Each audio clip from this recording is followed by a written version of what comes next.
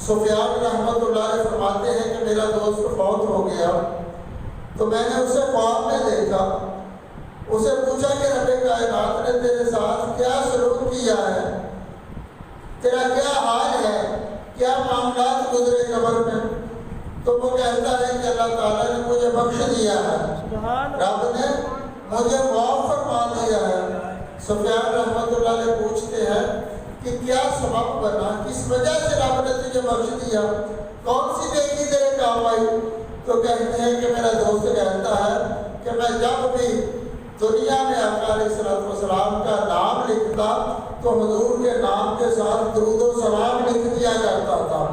یہ درود و سلام کی برکت ہے کہ میں درود و سلام لکھتا گیا، رب کائنات میرے نامہ اعمال میں نیکیاں بڑھاتا گیا، اور رب کائنات نے درود و سلام لکھنے کی برکت سے میرے سارے گناہ معاف فرما دیے اور مجھے بخش دیا۔